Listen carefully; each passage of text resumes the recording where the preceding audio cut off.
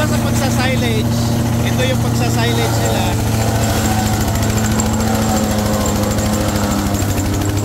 Tatakpan ng trapal. Ito, pagkain na ito ng baka.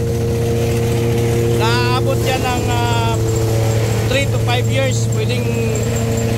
Pwede pa yan mapakain ng baka. Tapos dito sa manuka nila, yun, ito yung mga naka-silage na pagkain na ito ng baka.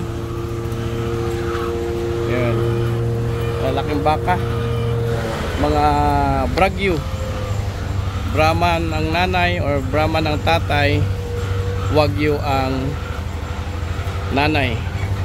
Tapos mula dito naman sa mga manok, dito yung drainage papunta dito, drainage din ng baka, papunta yan dito sa biogas. Mula doon sa kanal hanggang dito, papunta yan dito sa ginagawang biogas. So ito na yung, dito na yung biogas, ng daluyan ng biogas.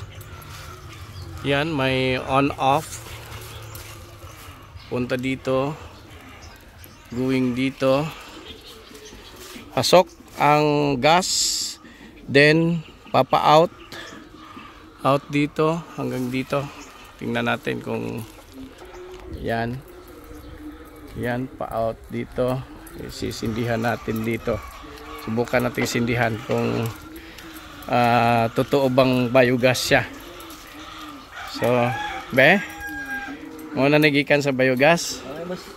Sige daw, sindi daw. Yun na, ito na yung ipot ng manok at saka baka dito tanan, no? Yun na siya.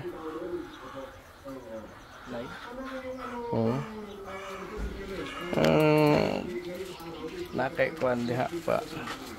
Yun, no? Yun, malakas. So kahit na 24 hours kang nagsisindi nito, nagpapaapoy 24 hours, walang problema kasi hindi ka bumili ng gas. Mag-ipot lang ng manok saka ipot na atain ng baka, solve na.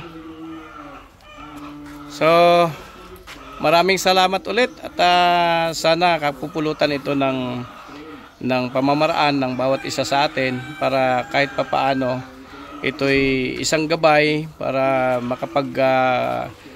makapagbigay sa atin ng kagandahan sa ating mga pamilya, dahil kumbaga magiging konti na yung ating gastos at saka kikita pa tayo ng husto sa ating mga gagawing produkto sa ating farm. Maraming salamat po sa lahat.